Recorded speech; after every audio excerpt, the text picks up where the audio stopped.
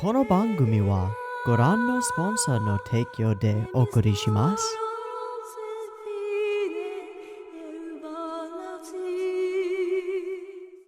Alrighty, welcome everyone. I'm Teeaboo and I am back for more Symphogear. We are on Symphogear GX, starting with episode 4. I'm not even gonna try to pretend how many episodes I'm gonna watch. I just don't know.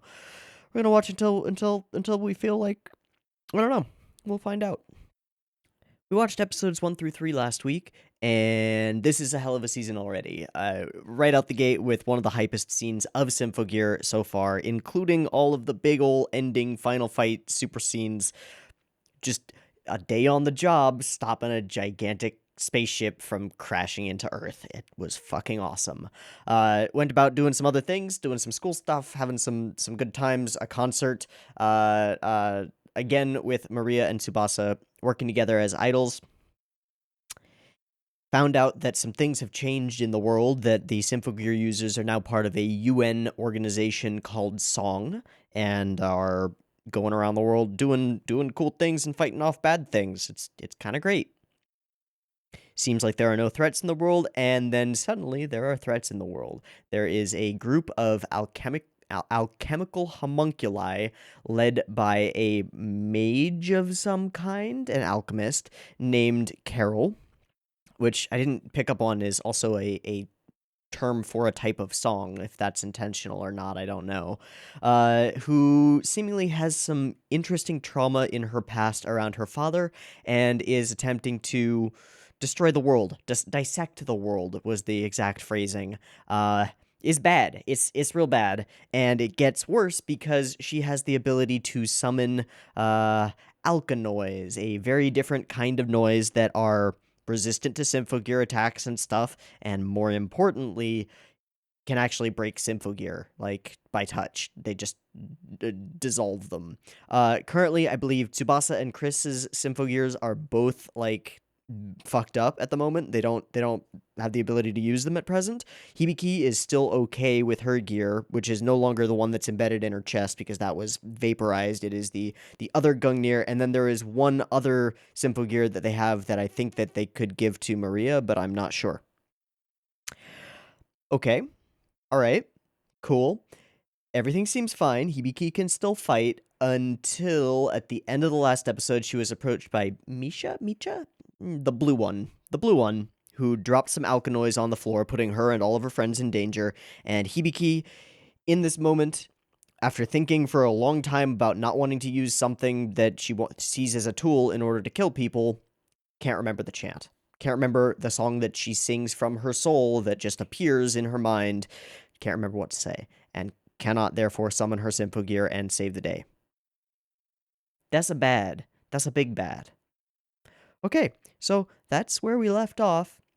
There was a whole bunch of other stuff that I have in my notes: the arrogance of those privileged with power, the Deinslef, the legacy of Dreg, I don't know, a whole bunch of other things. The giant shadow entity that was throwing boats that we still don't understand what that is.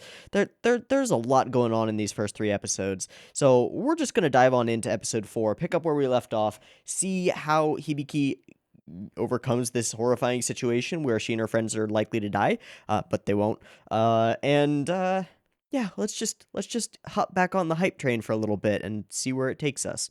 So, I've got episode 4 of Symphogear GX up and ready to go. It's at 0 seconds. There will be 2 versions of this reaction. You can find a picture-in-picture version linked in the description, timer-based version on YouTube. If you want to sync up your own copy with the timer-based version, you can do that. Just get your copy ready because the beep beep timer to count you down will be coming at you now.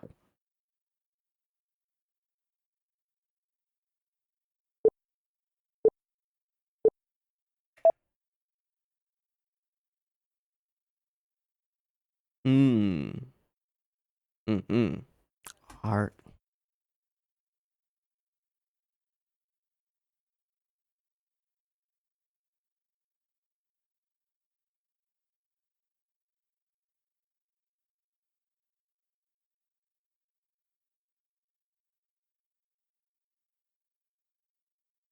So this is before Nastasia flew into, yeah.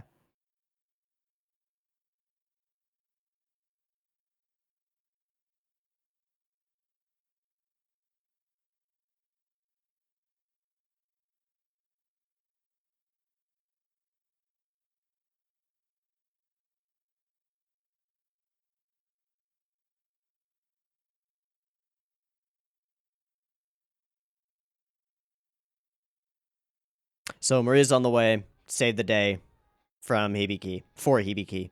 Good.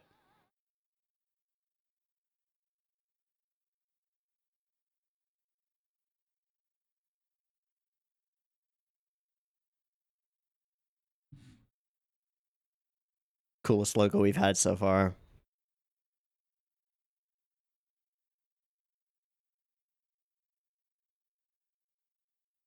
Hmm. Just loves destroying bikes.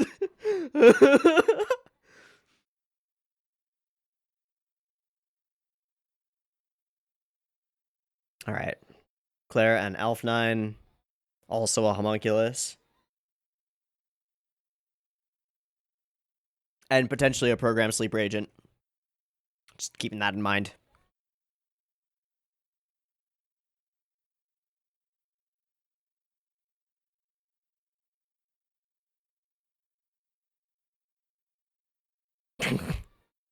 And she's awake. And their strongest fighter. Okay. It's a really cool OP sequence. Just so many cool sequences. Ah! Alright. Alright. Bum bum. Gungnir once more. Okay.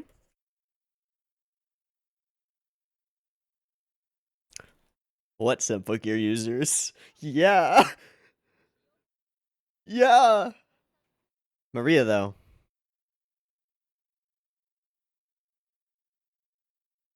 Except... Ding!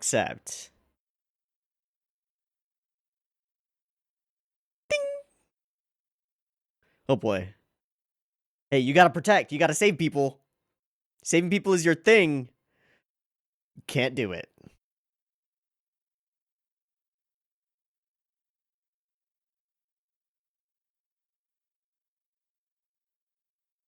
Come on, we gotta fight to fight.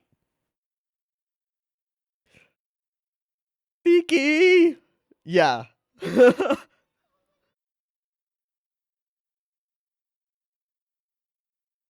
She doesn't know how. Yeah. Alright. Go, ninja, go, ninja, go! So do you. Yeah. Thank you. Good. Great. Those are really, really patient Alkanoids. Just like, oh, we'll just chill here until you figure this out. Oh? If you fuck with Miku, though. Eh? Eh?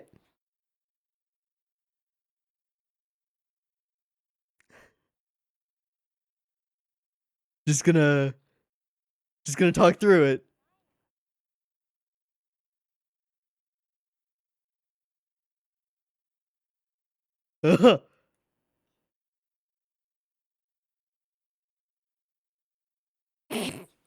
That actually works? The fuck?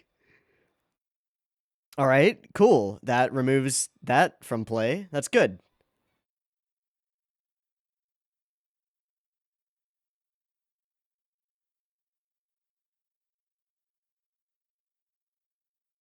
Aww. Wait a second. Aww. Oh, Mika, whatever. That's just cruel. Oh. Oh. Oh. Oh. She's real creepy.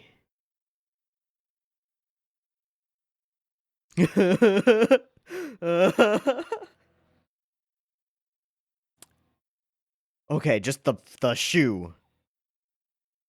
Snatch. Oh, Gawa. Hey, buddy. Gungnir once more. Oh. Oh. Transformation sequence? Yes. Yes. Yes. Black. Yeah. Ha.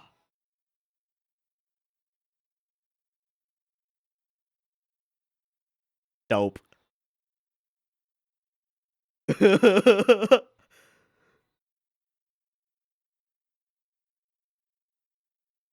Hmm.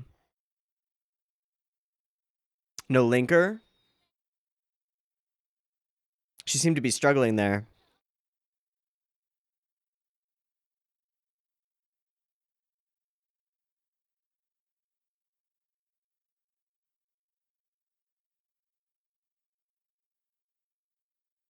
Yeah. Keep Gungnir away from them. Oh, that's more. No.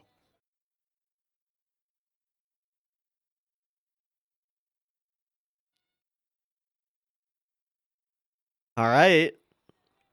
The spear itself seems to work.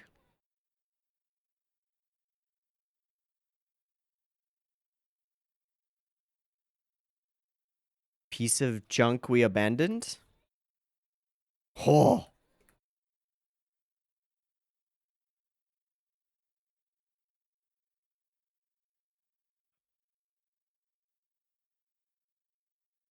The unstoppable spear? Uh-oh. Do the impossible. Oh. Thundercross split attack.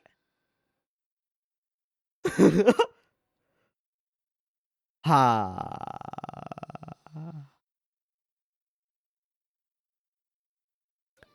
That's kind of familiar. That song change. Oh shit. I am so curious. What?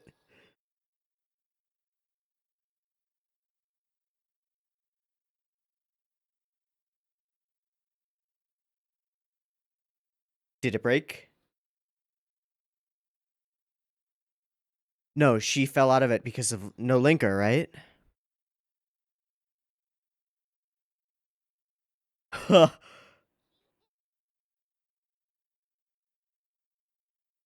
Oh, peace, we out. Bye. Holy shit, you had them though. I don't know. Hi, Elf9.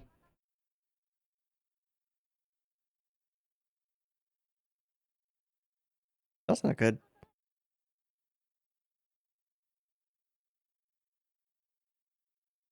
Everybody's alive. Barely. Yeah. Yeah. Okay. So, confirmed. Uh, maybe a little. But she managed to keep going near safe.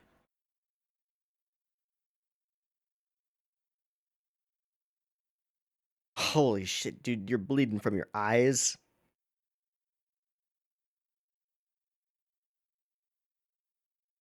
Hair's still perfect, though. Oh my god. Ah, everything's fine. Whoa. Whoa, Beaky. Dude. Yeah. Yeah. Whoa.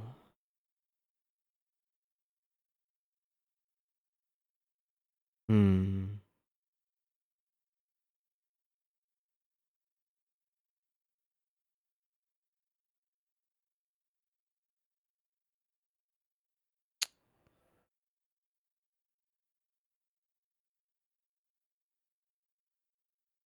Hands hold.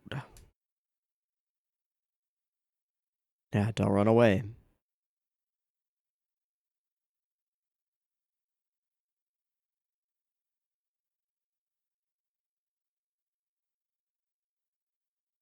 Those sounds are so great. Gary, it's Micha's the red one. Derp. Hmm. Tearing.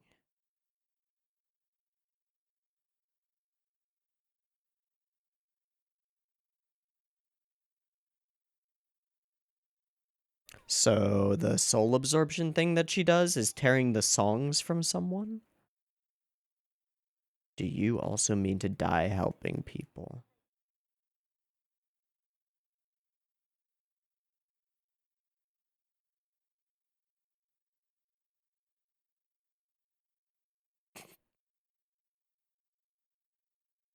Hmm. All right then. Oh boy. And they've got a a fun working relationship. If only that hadn't. Okay. So they want to grab the song of a gear user, someone who can sing. Oh hey. Oh hey. Yuri cuddles. Oh. Mm-hmm.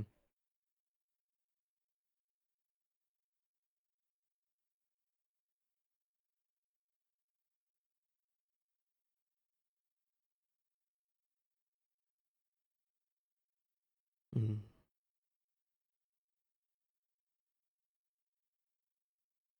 Mm.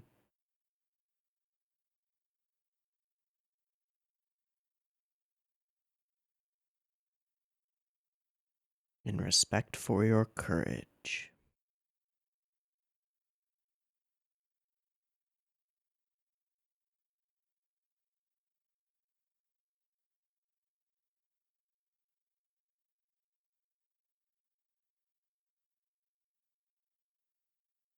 Cool.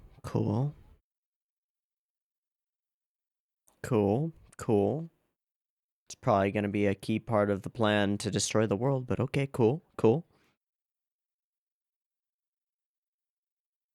Mm.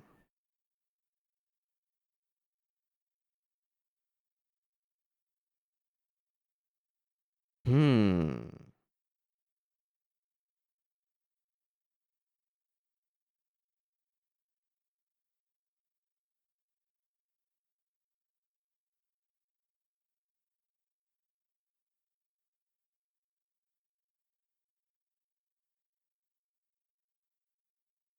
Callbacks to episode 1, season 1.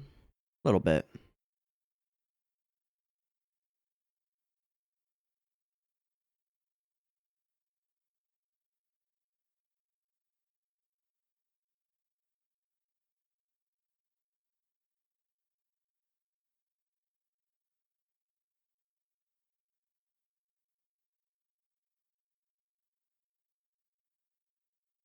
That's not the Hibiki I know. Yeah. She must be real messed up.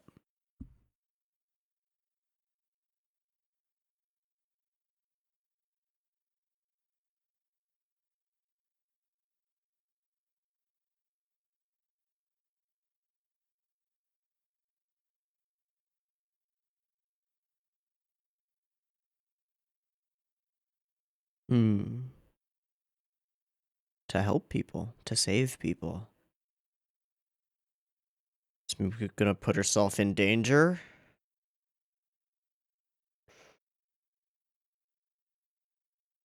Hmm.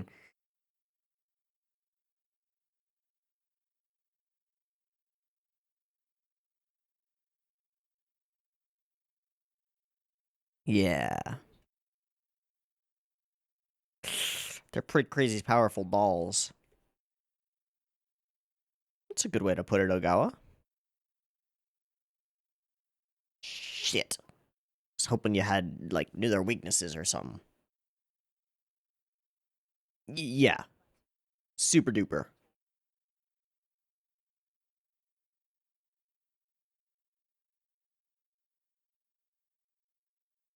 Okay. All ears. Project Ignite.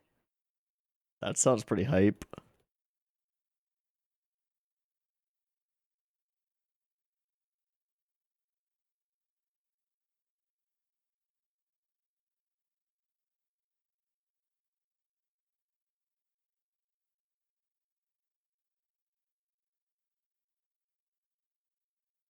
Yeah, you were saving a little girl, right?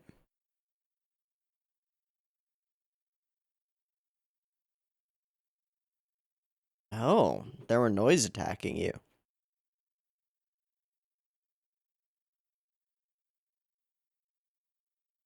New gear converter model?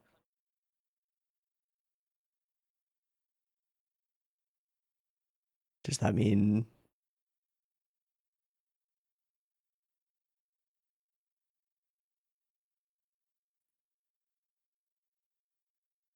a literally double-bladed sword. Alright. Is it near Miku? Oh boy. It's near Miku. Bum bum ba. Hello. Oh god. Oh my god, the claws.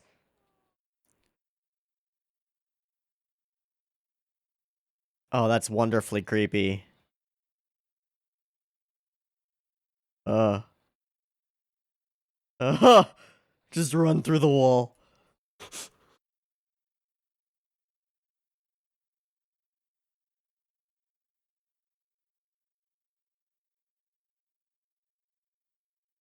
Shit. Shit. Ow. Fuck. Damn.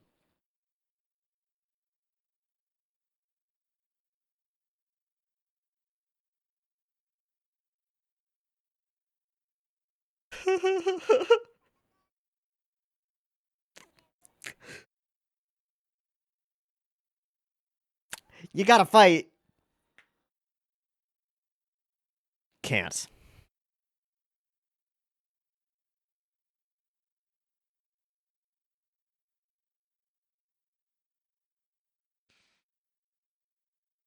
Don't you fucking touch Miku.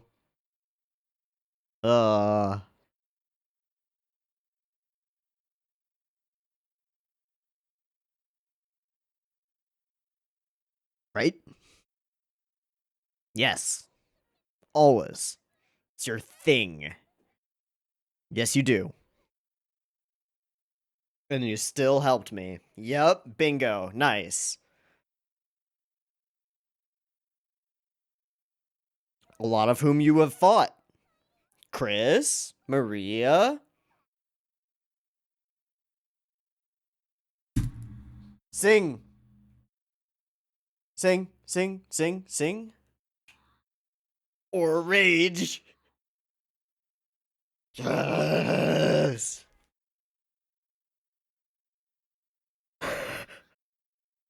Yes.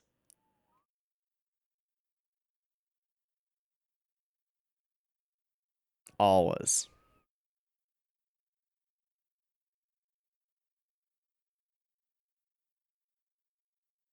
Do not kill fucking Miku right now. Thank you. And the whistle in it. That's interesting.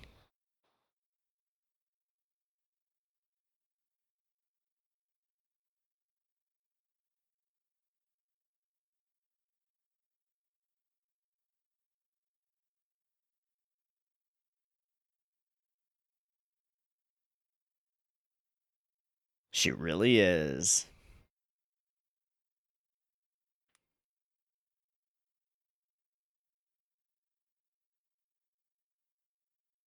Oh my god, no.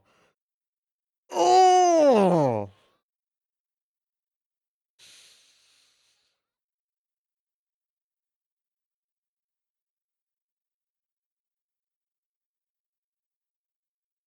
Before I even think to hesitate. If you can.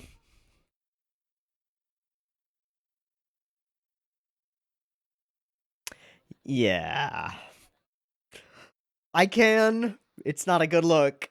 Oh, that bounce. I ain't no hero.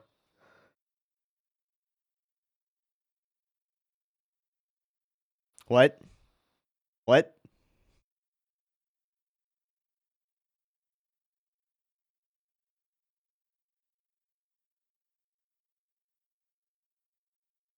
Bitch. And that's bad. Straight into the... Fuck.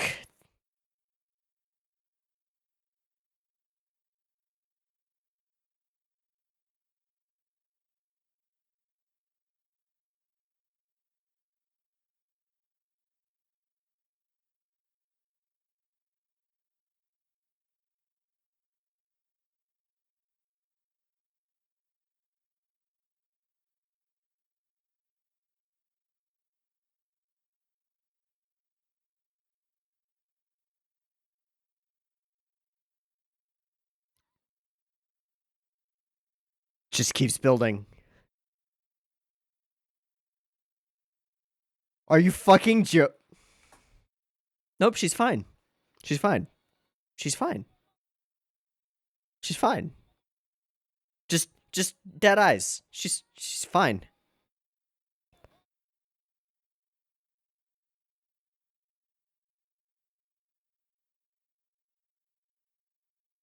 So we went from not being able to sing to working through it to being able to sing to get tricked and fucking die? Nah, fam.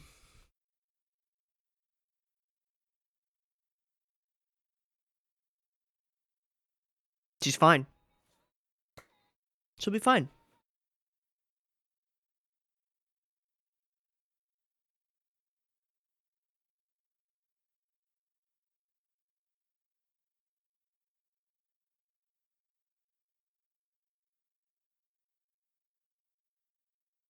Rebirth Day. Cool kaleidoscope.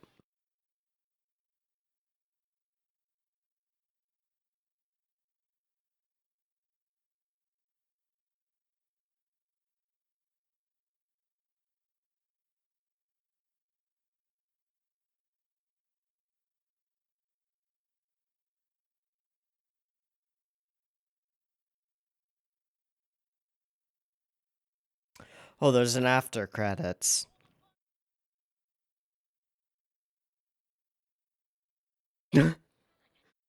Always Ogawa. Yeah, they're gonna be enhanced. All right, I'm super down for. Oh.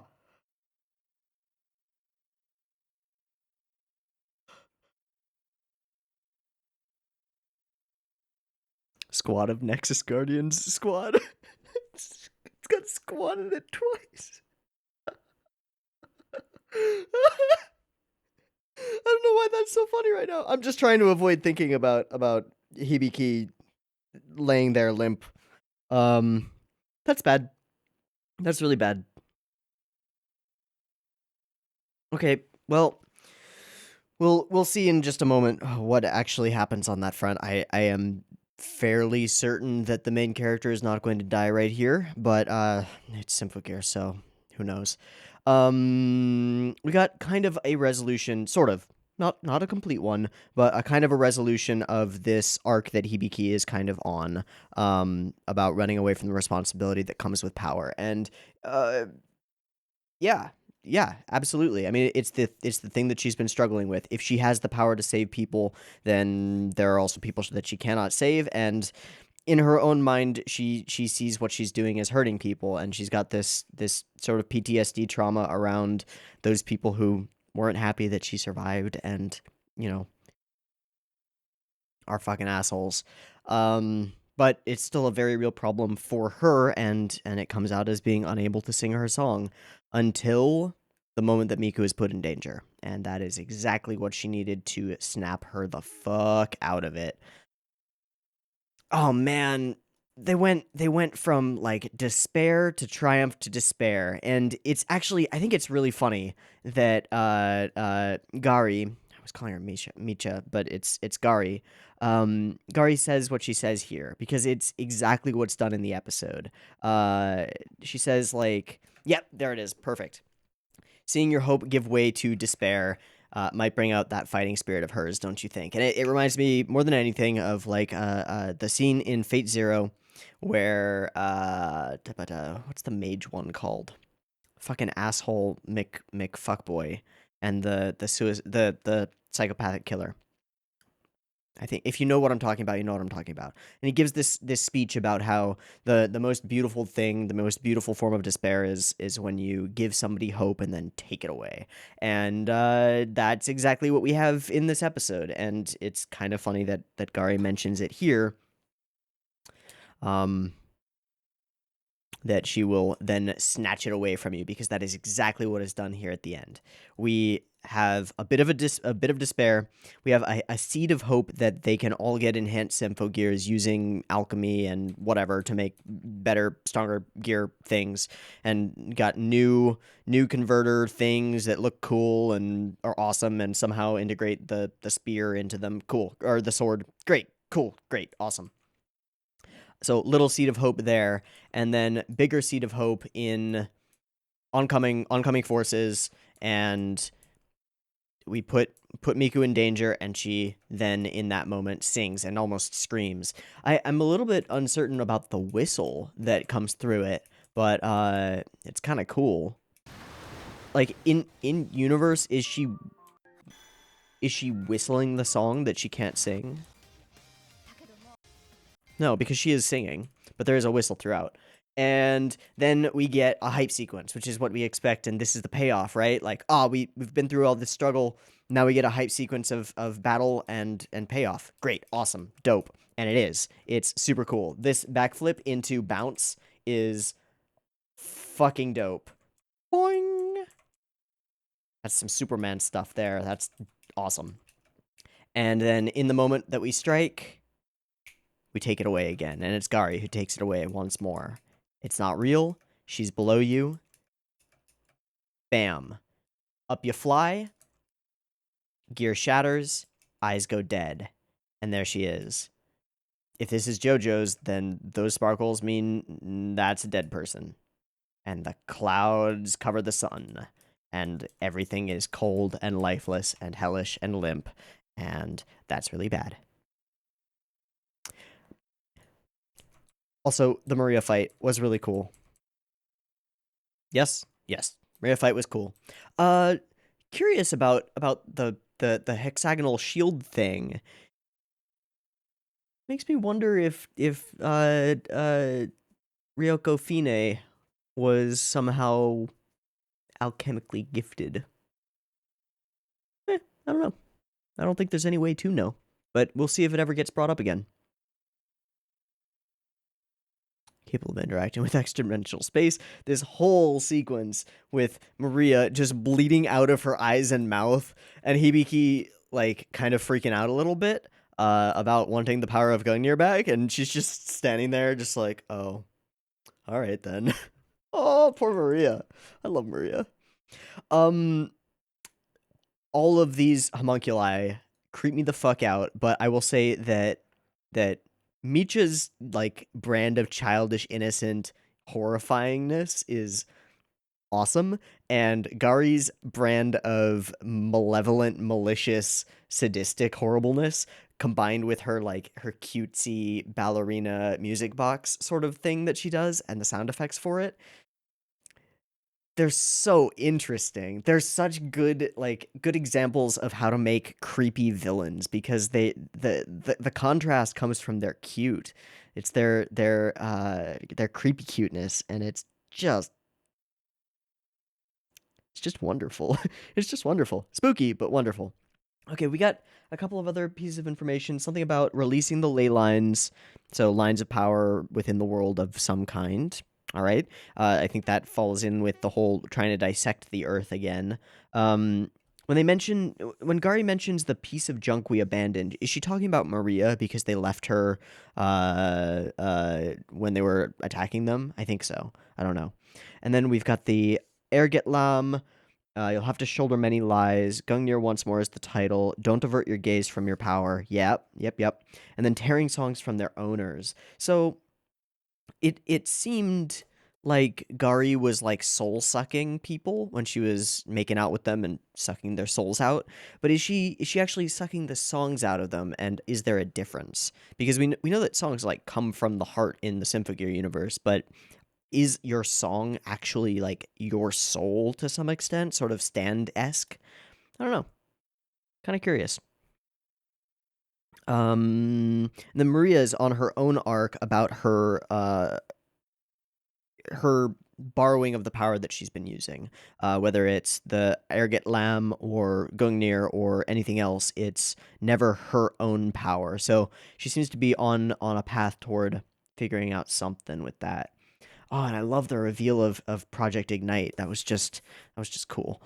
The big boom and the thing flashes up behind Elf9. Pretty dope. A little bit worried about the potentially programmed forgetful homunculus making things that will interact with all of their gears. Seems a little maybe a problem. Like if maybe they have like an off switch and can just turn them off mid combat in the final fight, that would be bad. That would be really bad. I don't know. All right, I think that's all I want to say about this episode. Let's go ahead and dive on into the next one and make sure that our hamster, our punch hamster, is actually alive. I'm not super worried. Like the cliffhanger doesn't take effect because Gear has done this to me so many times, but I'm a little worried. So let's take ourselves a quick break, do a syncy thing, and we will be back for episode 5 in just a moment. Peace. All right, we are synced up and ready to go for Symphogear GX episode 5. Let's get into it. Beep beep timer.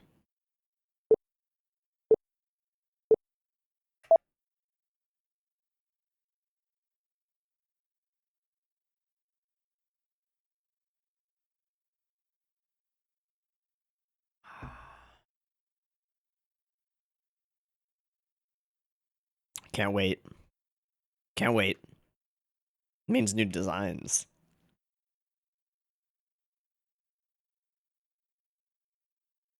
Which is pretty hype. I don't think we see anything like that in the OP. I'll keep an eye out for it though.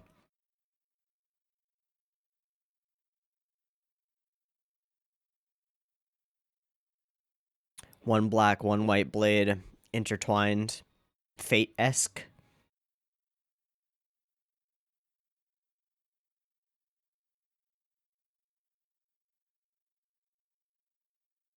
A determination to fist.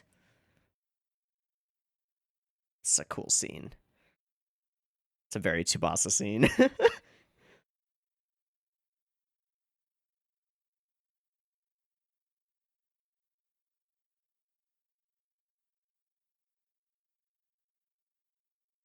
Wonder what that sparkle represents.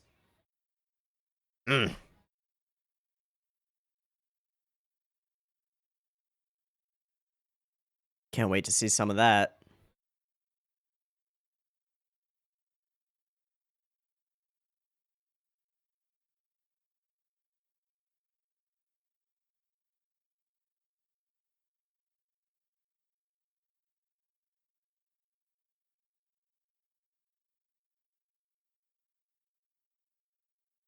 No, they all look the same.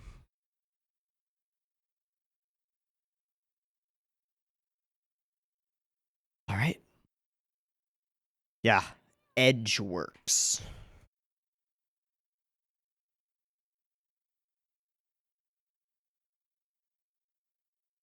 She survived worse. Yeah. Yeah, she'll be fine. Now I'm getting a little worried, actually.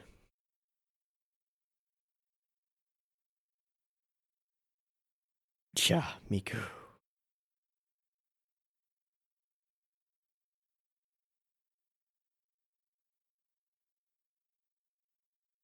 Oh, Jesus.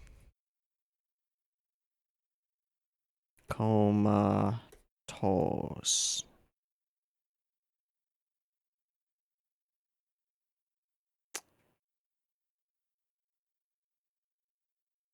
Gungnir was fully shattered?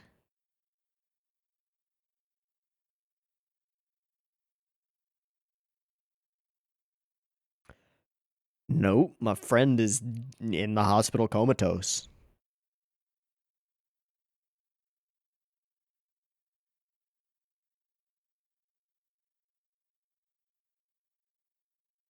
Awkward.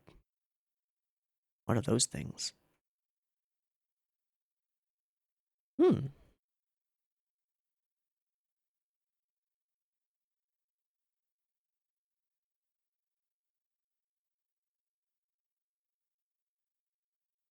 Cool.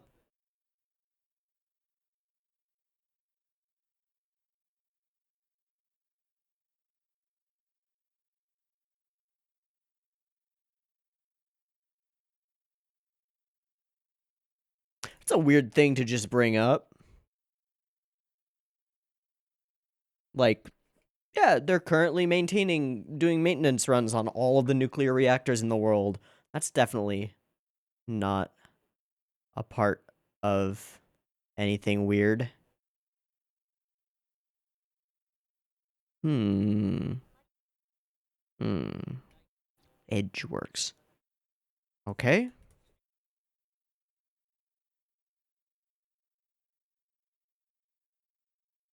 Wait. What?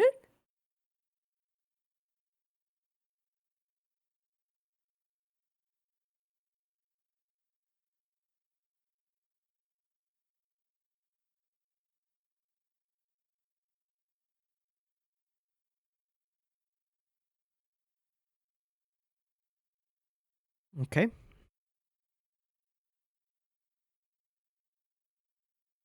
Is this the past? Carol's past? Her father? Yeah. Yeah.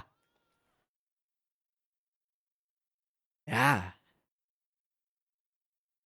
Ugh. Okay. Exploded food.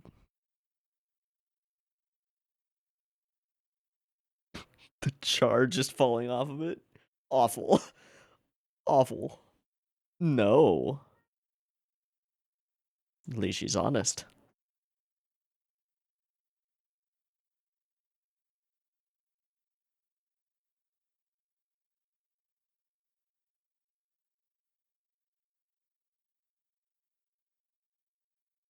There won't be a tomorrow, will there?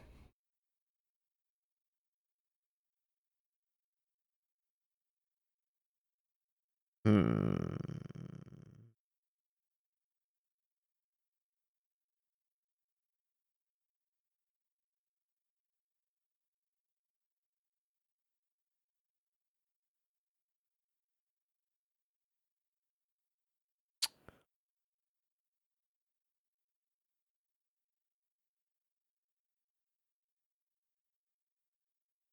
Huh.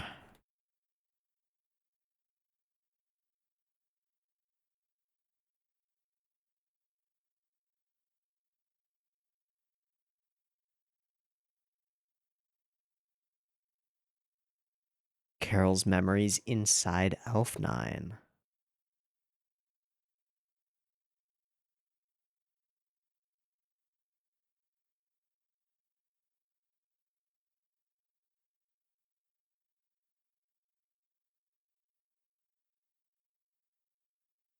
Yeah.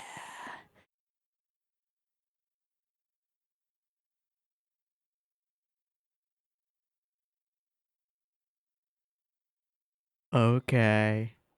Fuck. Alright, is Elf9 done with any of them? They're attacking. Oh. So those are solar generators or something? All of them. And the nuclear reactors.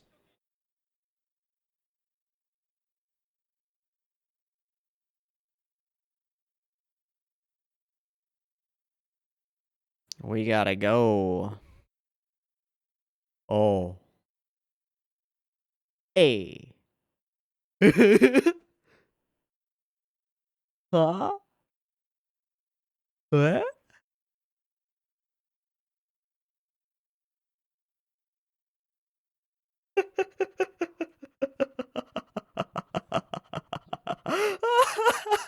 Perfect. Okay.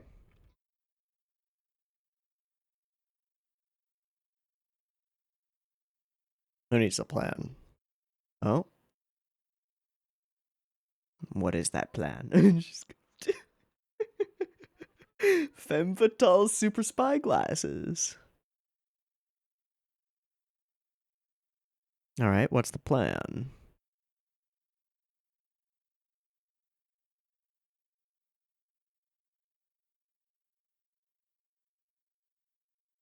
Mm-hmm.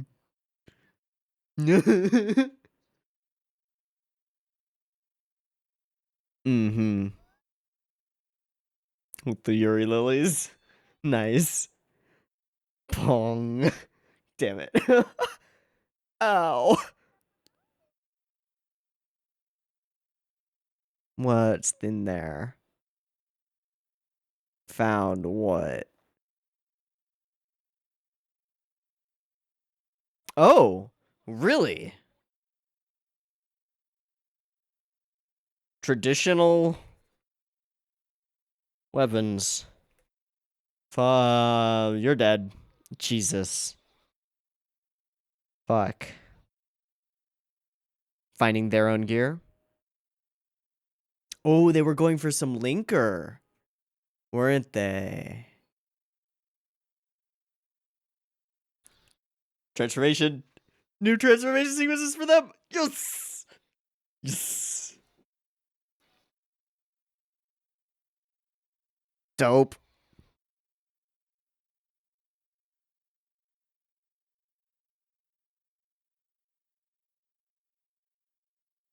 Encasing the hair. That's great. Oh, wow. Yo-yo. That's new.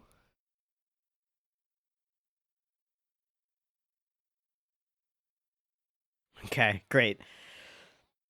You'll notice a cut there. My media player couldn't handle that one frame with the named thing, so I had to switch to VLC.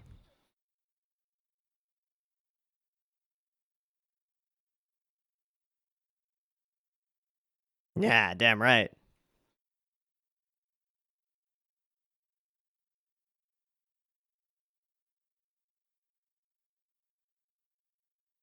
Yeah, we're saving all your asses. New yo-yo thing is dope.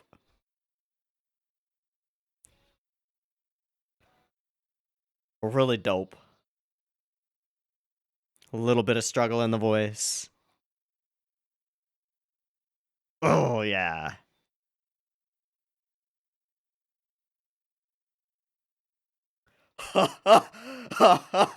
That's awesome. Oh, hi.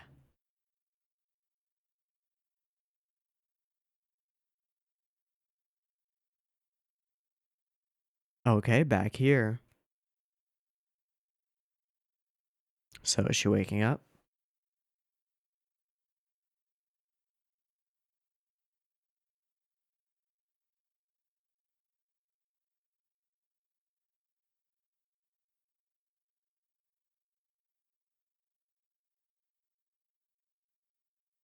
That's new. Just gonna put down dad stuff. That's bullshit, girl. 'Cause you did, girl. Yeah. Get back on the horse. And yep, it's shattered.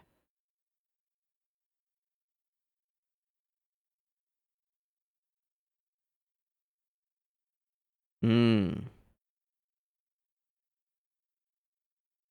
They grabbed Linker from the medical area.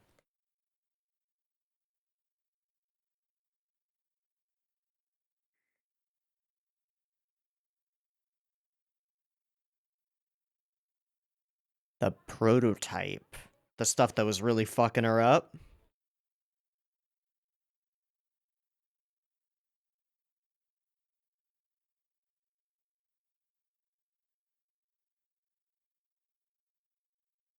Whoops. There's still gonna be a backfire, though.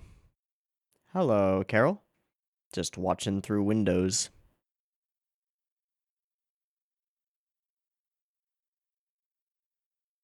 Oh, hi.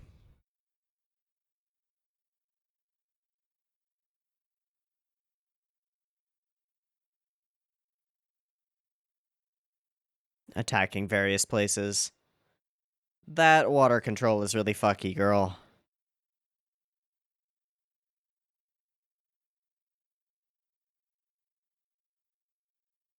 Air. They all have elements.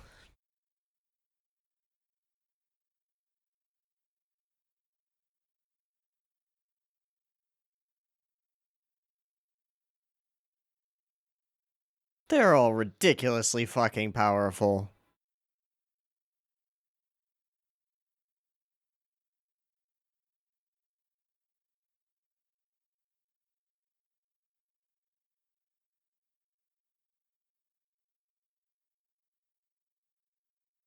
Oh.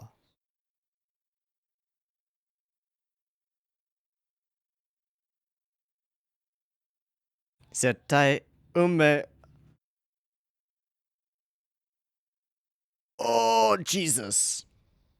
The dynamic duo. Alf9? You done yet?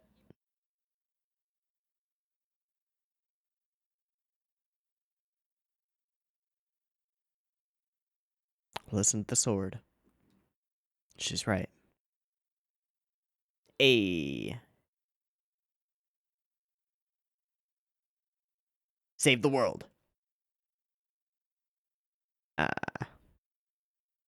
No. Fire. Yep. Are they gonna Zesho it up?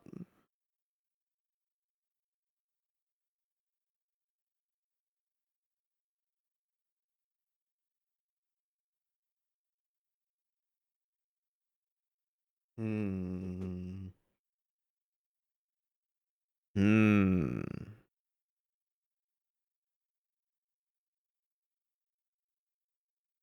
Okay. Is she holding? Oh, Jesus. She is already bleeding. Oh, no. She was biting her lip. Okay. Huh?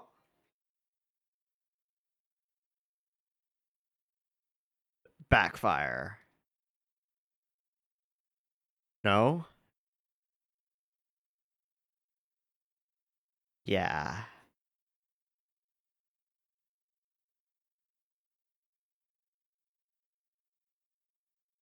I do. All right. Hype.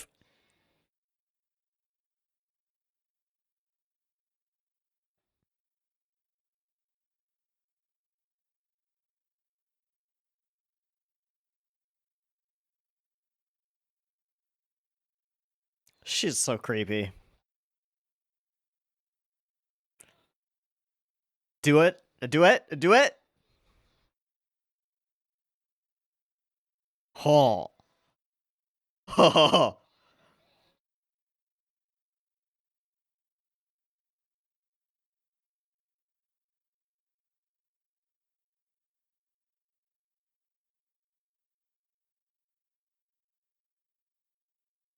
Yeah. Yeah.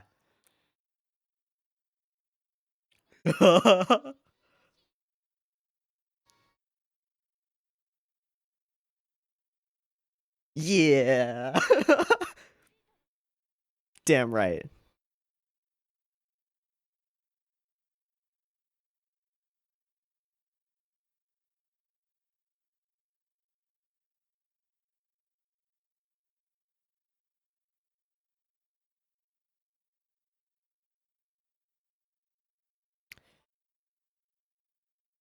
They can.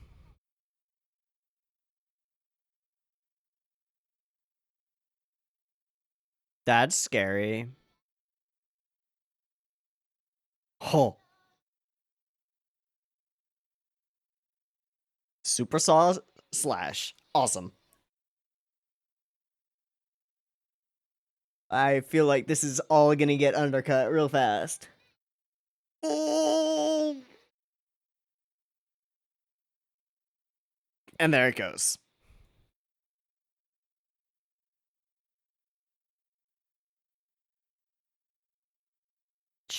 Shit. What was the favor that Elf9 wanted?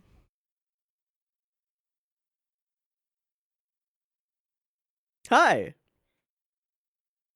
Miracle here. Where's my Symphogear?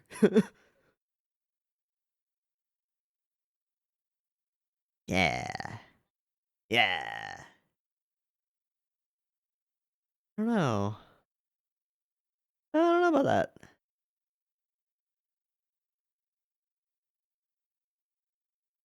Oh, jeez.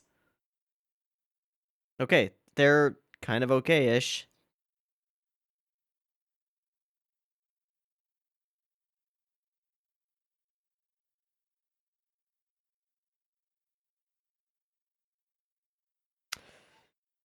Oh boy. The hair jets. Tsubasa? Oh no.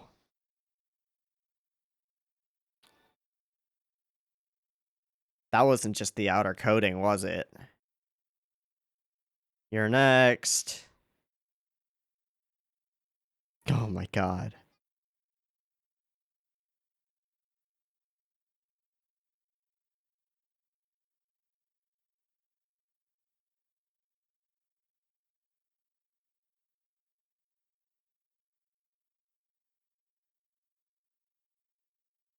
Huh? What are...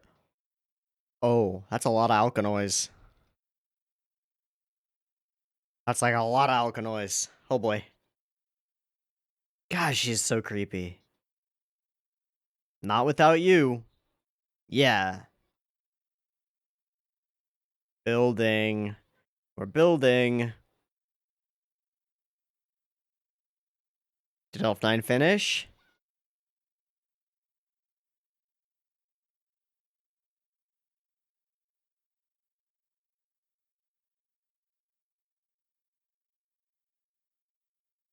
The struggle.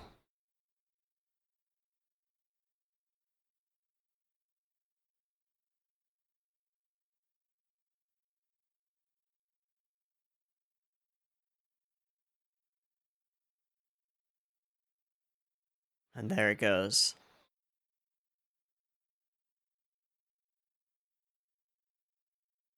Tsubasa. Chris. Elf9. Here's the reversal.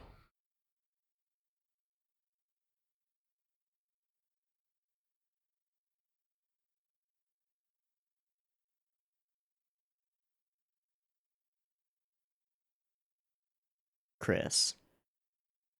The upgraded gear.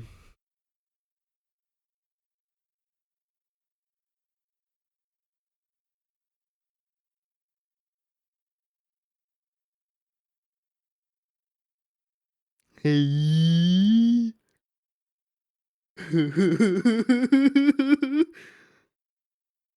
All right. It's a nice flip. We did the despair, the hope to despair. Now the despair to hope. And a totally different ED thing.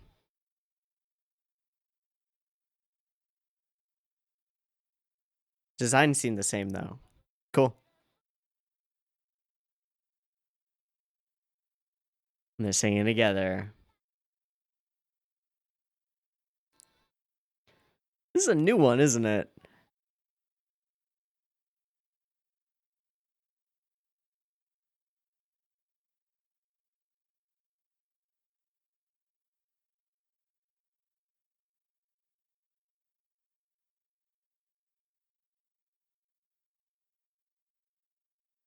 Yeah.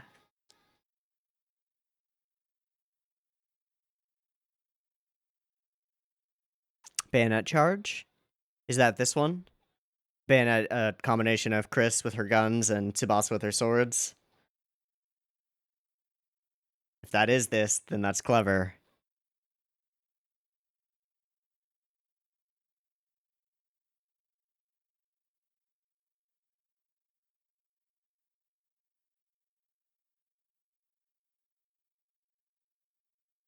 All right, is there an after? Oh, just done. Okay, that's gonna be rough to edit because my other video player NPC just frazzled on immediately after the transformation sequence of the episode. When we get this this card with a bunch of text on it, it's just zzzt, dead, gone. All right, well, couple of interesting things. Thing one, Elf9 has Carol's memories. Now, two things about this. Why is Carol making a clone of herself? And two, and more from like a narrative perspective, this is really cool because it lets us see inside like Carol's past, inside the things that made her who she is without her necessarily wanting to give up that information or having to explain it to us. We can get little bits and tidbits through Elf9's dreams as she remembers things that she, Carol, experienced. That's really interesting. There's also something really fascinating about this great relationship that she has with her father and this sort of seemingly very positive, very optimistic outlook on life. It gives us this huge question mark of like, how do you go from this cheerful little girl to wanting to literally destroy the entire world, it seems, because it's wrong? Like, how do you make that leap? What do you go through that causes that? I mean, we've seen the scenes of her father being burnt at the stake, and that's obviously a contributing factor. But we also saw him smiling at her and telling her to go see more of the world, and that would be her mission, right? That would be her journey and her goal. How did she get to where she is now? I don't know. It's fascinating though. It's a big and well orchestrated character question. Very interesting. And then similar symbols, similar things here. An alchemist herself, just without the mole. It also raises the question of if Elf9 remembers the things that caused Carol to turn that way, could she of her own volition turn out that way as well? I don't know. All right. The glasses joke is fucking amazing. The femme fatale glasses, amazing. And they both have a pair of them. I don't remember. Were they wearing similar glasses when they were like on their spy mission when we first met them? I think they were. I don't know. Also, the Yuri lilies in the background, so cute. Bash. Get some great cute moments. Oh yeah, alkanoids are affected by normal weaponry. That's kind of cool. They're still super dangerous, but that means that like non-Symphogear users can actually do something about them. I love the new additions to her gear. The yo-yos are fucking cool, and some of the new moves that she does with like the spin like a top and her dress becomes a giant saw blade, real clever. Just adding things to an already awesome Symphogear to make it cooler. Great. Get some details about her dad, but we don't see his face. He just turns away from her and walks away. Doesn't want her to live with him. That's really crazy. That's really weird. I don't know, man. And then we discover a bit of the actual power of these four homunculi. Uh, it's a lot. It's a lot. And then this setup at the end. It's the exact reversal of the previous episode. The previous episode where we went hope straight into despair. This episode we go despair straight into hope. Everything is falling down. Everything is collapsing. Micha's really fucking strong. She breaks both of their gears. Both Kirika and Shirabe are helpless. There are alkanoids everywhere. They're gonna die, except for one thing. Elf9 has already delivered the goods, and so it becomes a way to build up the new gears for Chris and Tsubasa. In a moment of silence, they destroy everything. All of the alkanoids gone. So, do they have a fighting chance? Of course they do. Of course they do. This is a cool episode. It was fun. Fun hype train. Some really, really interesting ideas around like the new additions to the gear, but also just Micha's fighting style. Or Mika. Micha? I don't know. It doesn't matter. Oh, and the duet was dope. We've heard them duet before, but this time it wasn't their Zesho, right? It's just them singing together and amplifying each other's phonic gain through doing so. Awesome. I do care about them getting nosebleeds. I do not want to see these girls die. They are great. But Micha's whole fighting style, where she manifests these giant spiked, almost crystals that seem to be glowing with a fiery energy, and then uses them as either projectiles or swords or whatever, but can always just make more of them whenever she wants. Really cool. Just a really cool idea. But she is totally unfazed by their abilities, by everything that they've got to throw at her, and the lights blink out for a moment. Oh, geez, man.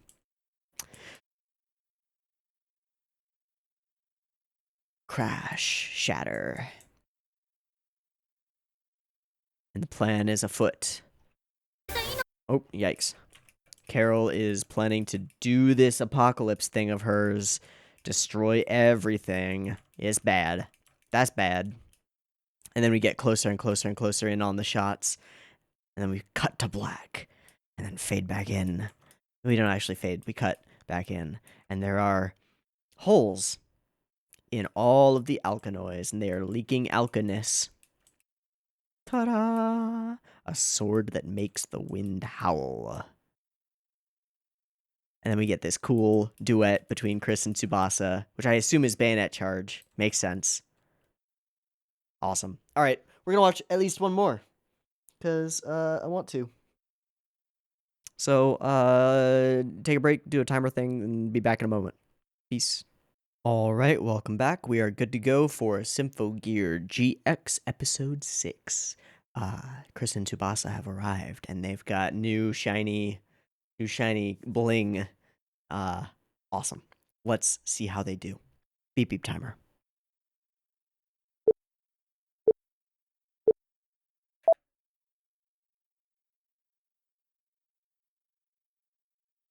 Oh, more memories. Huh. A little witch hat.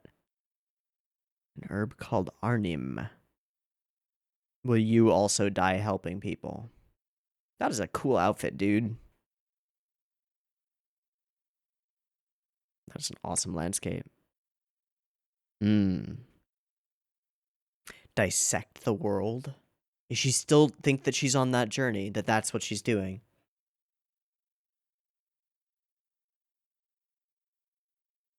Yes, she does.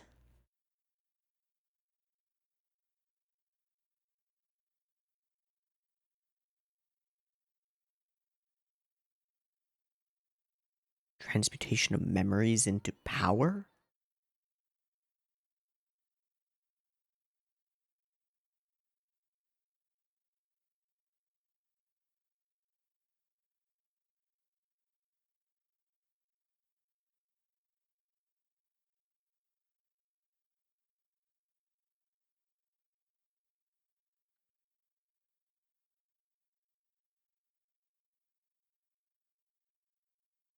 Apocalypse of all creation.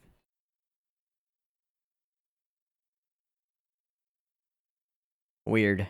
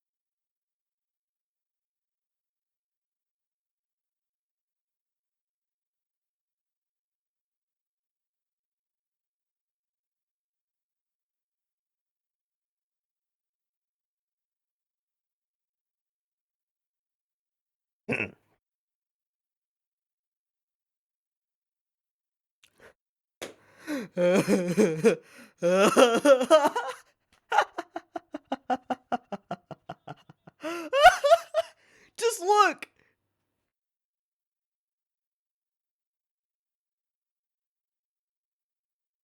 You goof. That's so silly.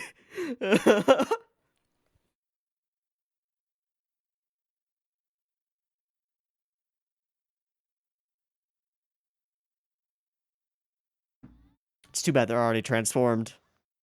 All right. So they are now Alkanoi's destroyers.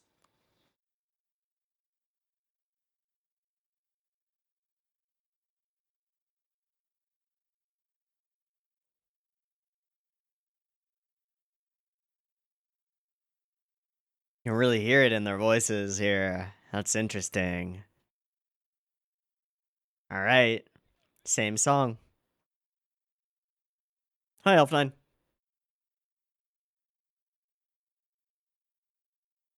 Oh.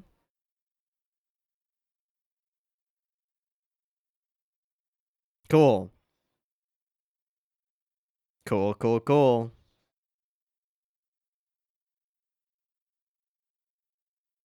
So, back to normal fighting, normal noise, essentially.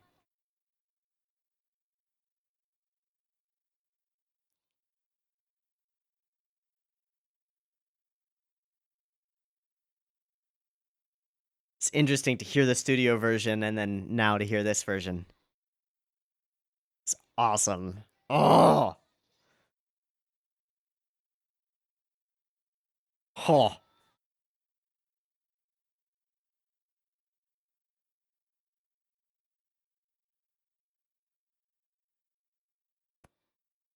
Well, think it's gonna be that easy.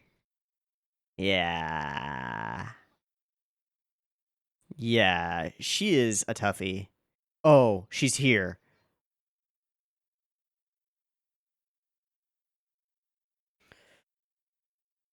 The real thing finally arrives. Yeah, that's scary. I don't know about that. All right. All right. Ding. Yep. I believe you, considering you created that thing. Wow, judging people by their height. Real smart.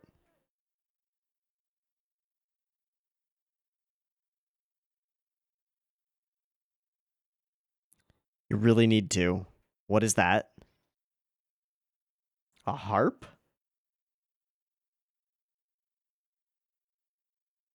A relic? A different thing? An alchemical...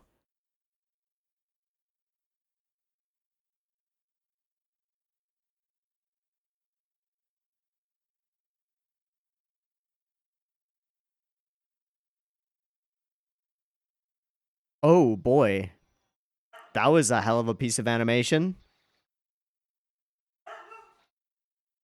Not so much a child, is she? Just short. Okay. And it looks a little bit like her father's. Oh, Jesus.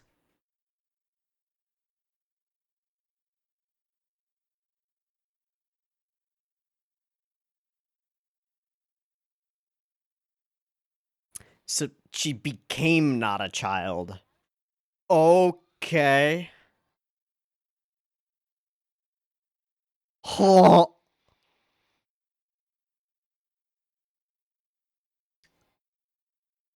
No, she's using the harp strings. Oh.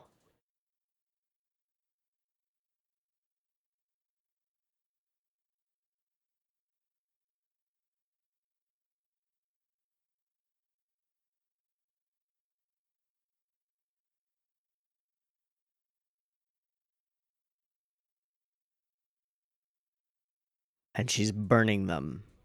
Is that why she's got her memories inside Elf9?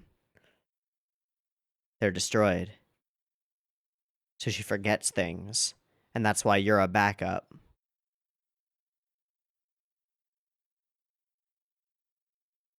Wow, burning away her own memories, her own reason for fighting. Potentially, depending on what she burns away. Oh, right in the butt.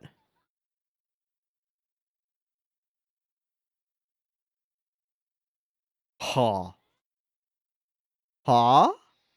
Ah. Ah.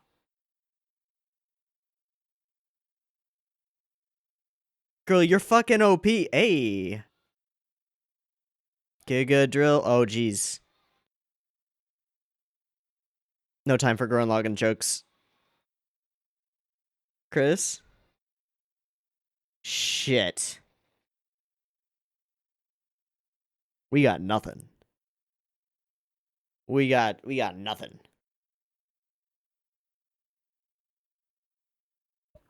Oh?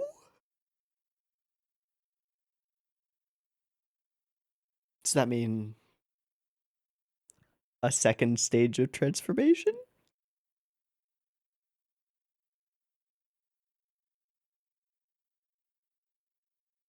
I agree. I believe you.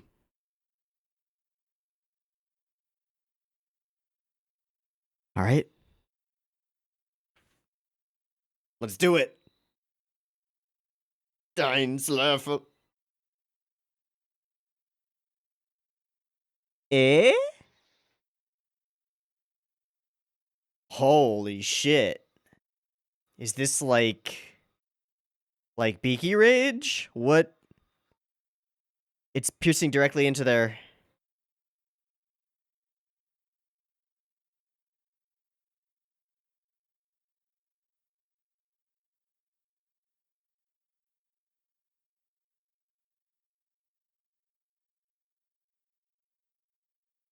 Sure.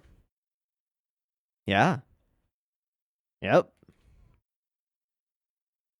Right. So... Right. Like when you're all fighting together.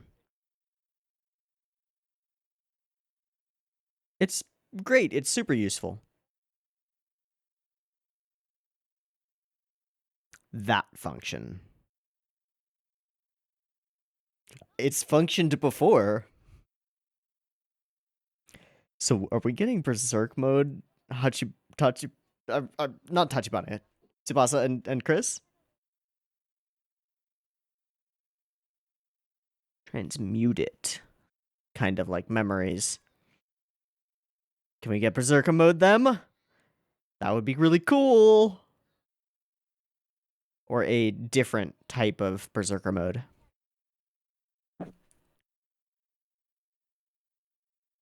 Hmm. That looks real painful.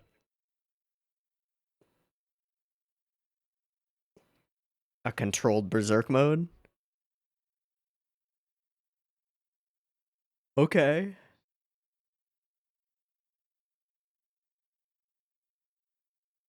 Yep.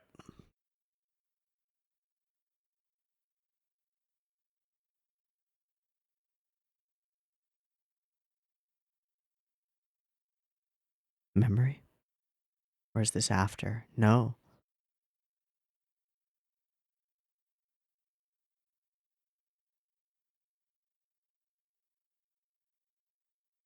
Oh, whoa.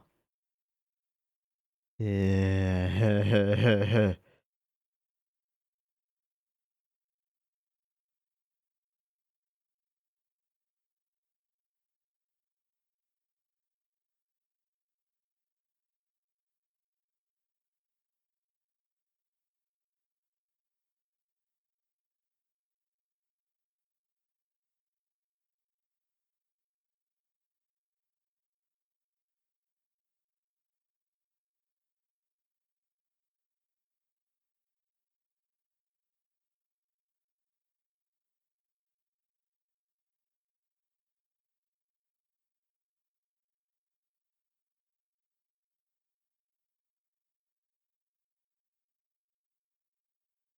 Dream, though.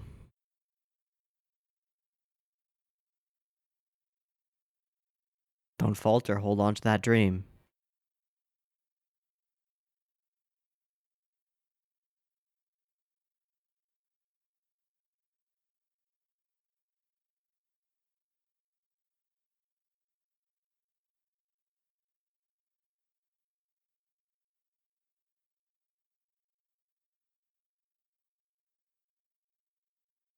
We didn't get inside Chris's head as well? No choice. Can you hold on, Tsubasa? Can you hold on?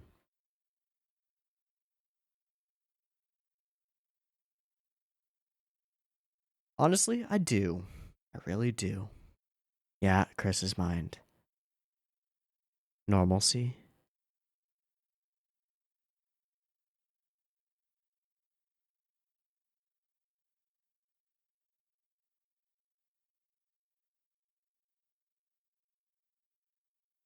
Hmm. Hmm. Hmm. Hmm.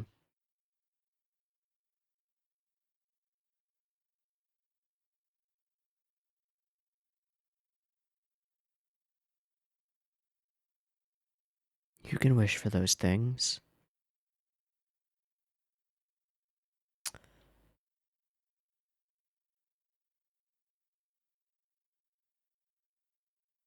As it has in the past. Easier not to care, eh?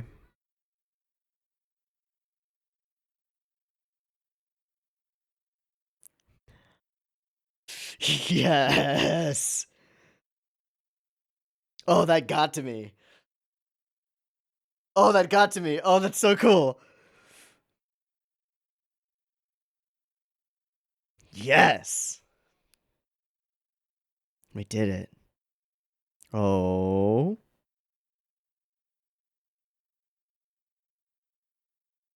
It didn't work. Shit. Ibiki? Miku.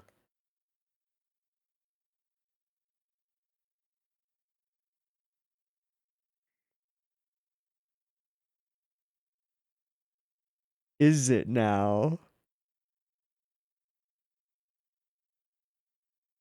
Hey, she's the one who's experienced that berserk state before.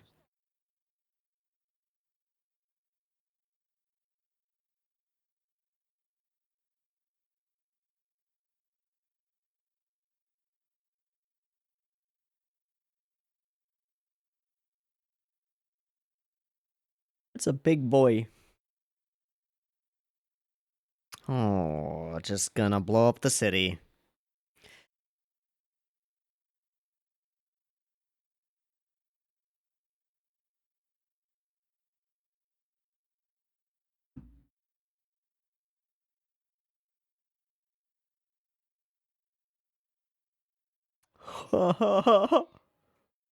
That's real evil, Carol.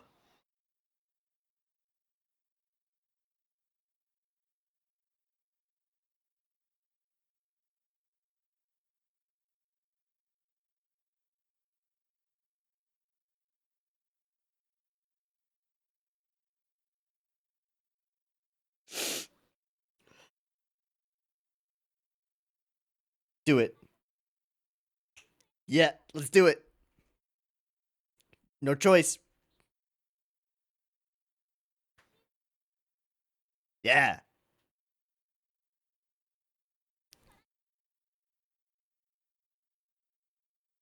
Ah.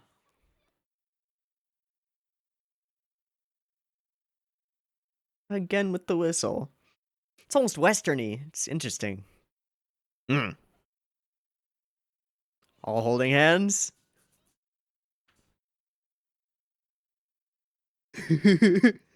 Hey, cheese is delicious. Ting.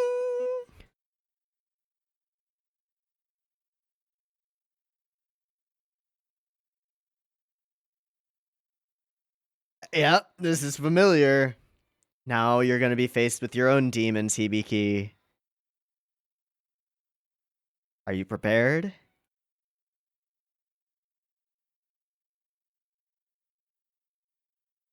Just punch it. Yeah. Yes. All right. All right. All right. We did it. Oh, retransformation.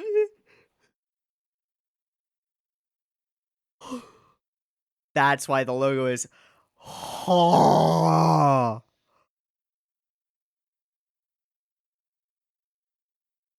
Ha ha ha.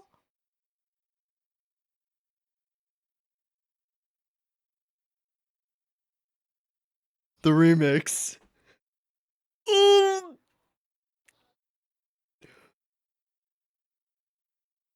remix.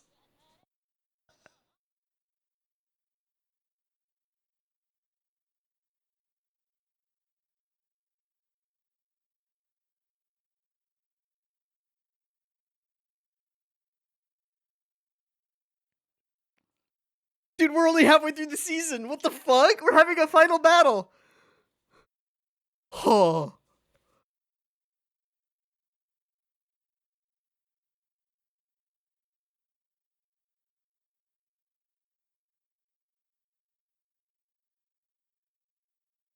Classic. Ha.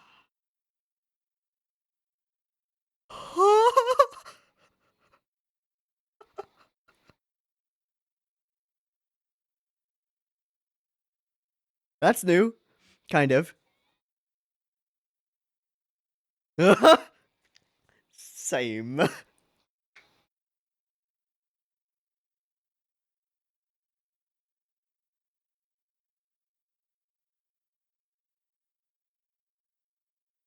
Maybe.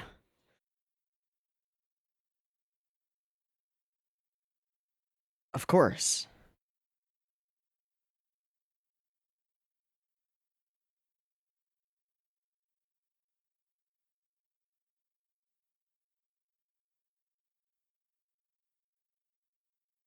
Good. Yeah. Mm.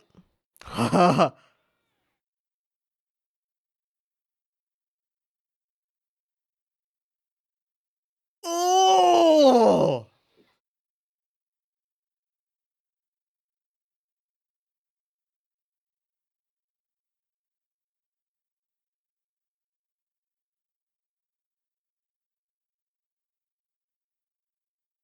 Hey, Carol.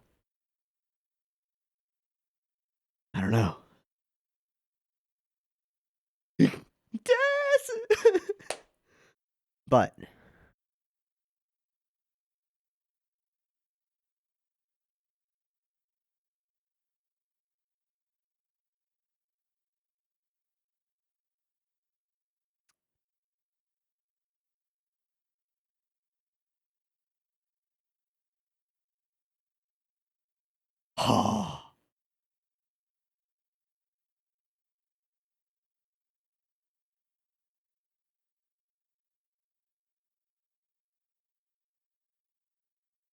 cyanide?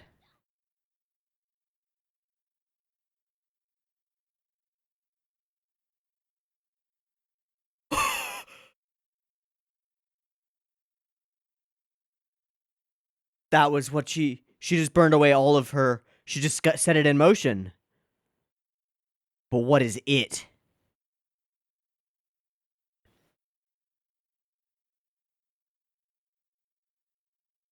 We're building the fucking ending. Okay.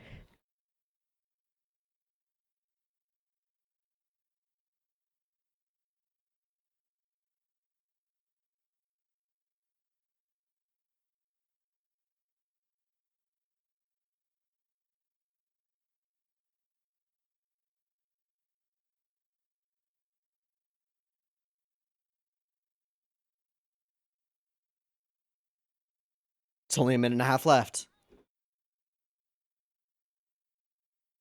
Ah!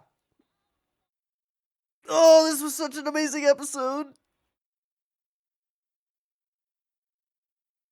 And I think a good stopping point. Great. Wow. I hardly took notes through this episode. I was just invested.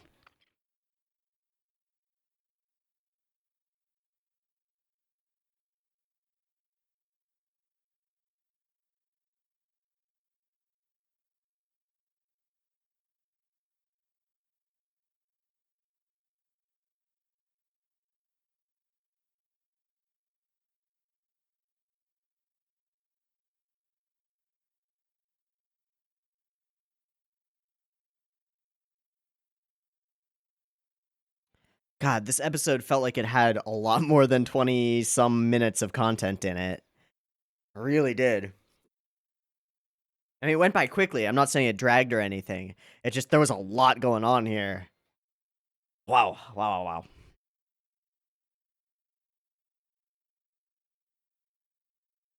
Okay, and that's it.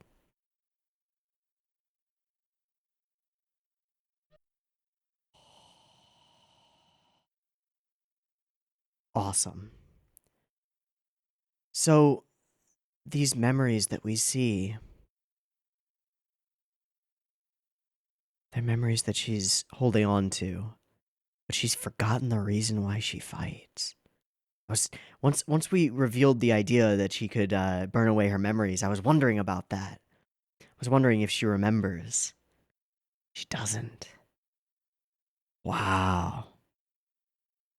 Man, in such a jam-packed episode, there is still time for goofy jokes like this whole "avert your eyes, men! Don't you dare look at my teammates."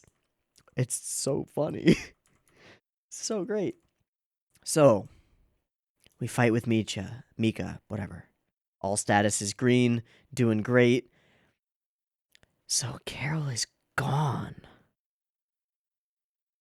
All right, let's talk about this, because Carol appearing, revealing that she's carrying a full, seemingly complete relic that is able to produce a seemingly Aufwachen waveform. Horrifying. The transformation sequence for it is awesome. This particular cut is okay. Hold on. It's wrong. Yeah, this particular cut is so nuts. It's such a ridiculous Symphogear thing that she grows up as she's being undressed by her own relic and then redressed by it. Fucking weird. Fucking crazy. And then, as I guess, kind of a callback to Fine, like, ugh, uh, she's hot, but crazy. And then the hat that she wears is very reminiscent of the father's hat that we see here in the intro. Kind of. As though she's continuing, although she doesn't remember why. So, then the question is, why did she put her memories into Elf9? So that she can be reawakened, right? It seems like she just burned herself. Like everything about her, in order to set this thing in motion. A suicide thing. That's horrifying. Alright, so they're up against this incredible power. They get bopped, they get beaten down. She is really fucking strong. Crush all your hopes without mercy. Of course I'd never let you go alone. And they activate them, and it fails. It's awesome, but it fails. They get a taste of that berserkness that Hibiki has to struggle with. And man, oh man, it's a lot. It's a lot. And then they each face their demons very, very genuinely. Its curse brings forth the darkness that exists within all hearts. And then we see inside their minds, the way that this is done is so cool, that she awakens on a stage, and it's noise in the audience. Only my enemies will ever hear my song. I forged myself into a sword, and so I am unable to hold people. I'm unable to reach out to the ones that I love. I can't overcome this. This is where she could find her strength, in her friends and in her memories. But no. And for Chris, it's the terror that if she opens herself to anyone, that they'll be taken away by the cruelty of the world, because that's the way that it's happened before. She believes that it's true. It's kind of like Araragi thinking that having friends is a thing that will bring you weakness. But my strength comes from my friends. Your strength comes from the people around you. Chris's does. Slaughter everyone I care about, leaving me alone for good. And then in this moment, I almost burst into tears here. I swear to God. When she's running and Tsubasa grabs her. She turns, and there she is. Still struggling with her own internal demons, struggling with her own inner darkness of her heart, and failing to defeat it, she reaches out to help somebody else. Man, that's poetry. It's poetry. Ooh, it's so good. And yet it's not enough, and that's okay. That dream just about got the better of me. So we hold on to this for now. It's not enough. That's fine. There's still hope. The last completed one. Gungnir. Ba-ba-ba-ba. So, again to despair, and again to hope. God damn. It's like, I mean, in the intro sequence, Hibiki riding in on a rocket was dope, but this just sort of one-ups itself. Riding in on a rocket swarm to punch the fuck out of a giant floating elephant aircraft carrier of noise. Awesome. Just awesome. This power really is meant for saving people, then it'll help us first. We can break the curse. With each of these things, let us believe in the songs of our hearts. Hey, the cheese is the deliciousness. And in unison, we go through it ourselves. The pain, the pain, the pain. The determination needed. I won't lose to my primal urge. And then we get these retransformation sequences as they get morphed and warped into like these demonic forms, and we discover what that logo is all about, eh? Hot diggity damn, these are cool. Cat-like almost. And some of these cuts are just awesome. What flash is there? Oh, oops. Wrong. Yeah. Oh. That's spooky. That is just some hot stuff. That's just fire. All right, what does a thing flash for her? Is that the back of the eye of the sword?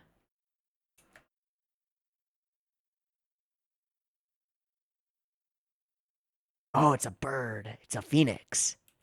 Yeah. Yeah.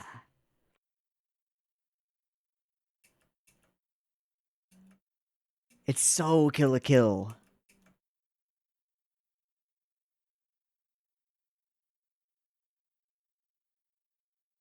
I don't know what that is. It's a crazy monster thing. I don't know. Cool. Cool. And then we get a fucking dope ass dubstep remix. Oh, it's so cool. Why is it so cool? It's so dumb. It's so cheesy. I would call it a guilty pleasure, but I have no guilt. No guilt present. It's just dope. And each of their moves just looks cool because it's all black and all black everything, and fuck, that's so cool. Power that rivals hers. And the song is amazing. I actually really like this frame. Or that scene or cut or whatever you want to call it. I really like it. The all the speed lines, the expression on her face, the crispness that's there, but then it blurs out as it gets the shaky cam on it. Man, I love some of these cuts. And Carol's on the back foot for the first time. This is just cool. What even happens in this cut? Okay. Striding forward. She's got now like cat claws almost. She uses, oh, she's doing a spinny thing, turning into a vortex of fire. That's what's going on. And I love how we shake past it. It gives this yeah, back and then as if she's fighting it back and then just completely overwhelmed by the force that Hibiki is putting out here. So many little bits of mechanical awesomeness coming in hot. Ah. And she's down. They did it. They won. Yeah, but we're on episode fucking 6, yo. It's just beginning. She goes up to her and she tries to do the Hibiki talk no jutsu. We can talk this out. Carol doesn't even know her reasons for fighting. She can't be convinced otherwise. She's just set on this path by her past self without really understanding why. That's so interesting for a villain. That's so interesting. I can't remember. I burned those memories to fuel my power to fight. Now, I'm curious. Is she saying she burned those memories now, just today? And that she remembered an hour ago? Or long ago she burned her power? I don't know. We don't know.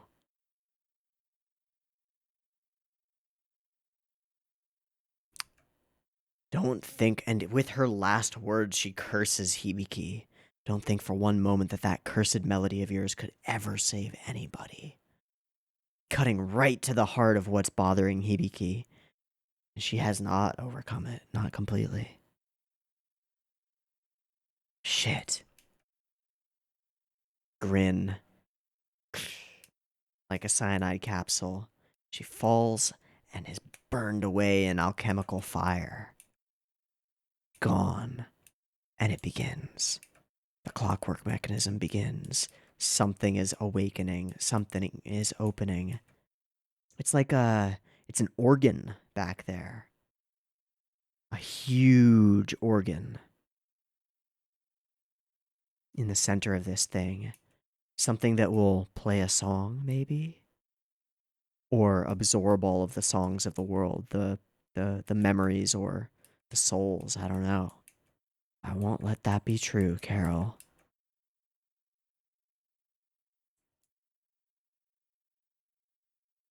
So what happens now? I have to believe, I have to imagine that because we've been introducing the idea that Elf9 is awakening to these past memories, or is remembering these past memories, that there's a contingency plan at play. And that plan involves Elf9. Because Elf9 hasn't burned through any of those memories. She's been implanted with all of them, right? So she knows if she remembers it, if she dreams of it, she knows the reason that Carol decided to go on this path. Now, there are still the 4 super powerful monster automaton people. And there's Elf9. The person who just created / upgraded their Symphogear. I don't trust it. I don't trust it at all. Okay. This is a really interesting wrinkle in a very, very different situation than pretty much any we've come across in Symphogear thus far. We've got probably our most complicated villain in Carol, and it's only halfway through the season, and she's dead, it seems. But also alive because she's implanted all of her memories inside Elf9. And I have to... I mean, there's a philosophical question at play, which is like, if... how do I put it?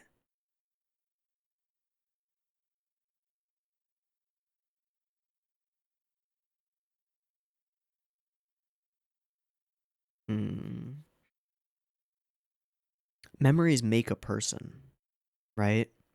Like, we are shaped, and our way of interacting with the world is to a certain extent innate, but the vast majority of who we are and how we act is influenced entirely by our memories and previous situations that we've been in. We create mental silent instant flowcharts for dealing with situations based on situations that we've seen. We understand what, say, a computer screen is because we've had interactions with it before. We understand what it can do because we've had those interactions before.